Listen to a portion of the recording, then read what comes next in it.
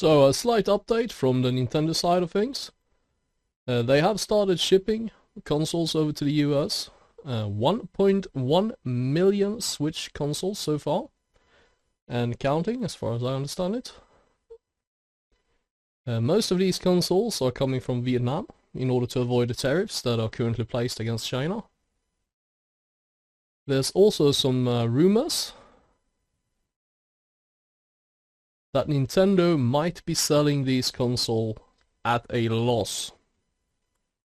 And to be fair, I don't think most people care that much about the console price.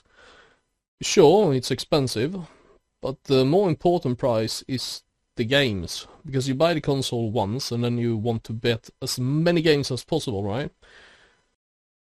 So let's go through this little document for a bit and see what more we can see. We believe that the Switch 2's bill of materials is around $400, meaning Nintendo would still be selling consoles at a loss in the US within the 10% tariff. But the loss would be something Nintendo would be able to absorb, because they have a lot of money. The Nintendo 2's price point is much higher than the first console released in 2017, but Nintendo recently went on record explaining why that is. I do believe we looked into this record before.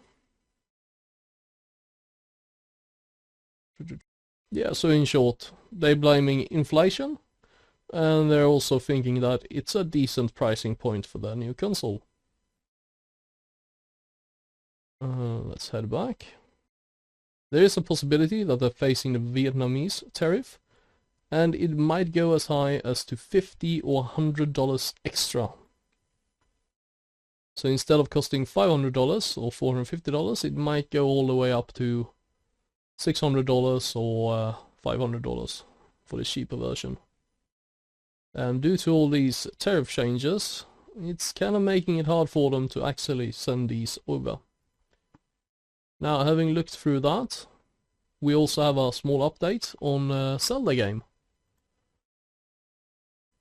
So a lot of people have been wondering whether the Zelda game, Breath of the Wild Switch 2 Edition Pack, will contain the DLCs and expansion passes.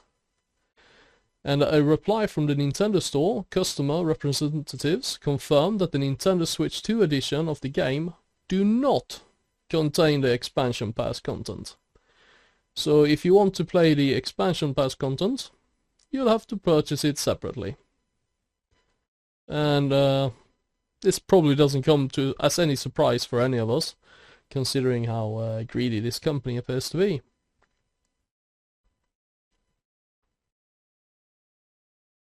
And now for our last bit of news. So the Nintendo Switch 2 has a GameCube controller that you can purchase for it. Unfortunately, it's only compatible with old GameCube games. Which means that if you buy it and you don't get the monthly fee so that you pay for the access to these GameCube games, then you will not have any use for it, unfortunately. At least that's what it looks like at the moment. Well, thanks for sticking around. Have a good day. See you later.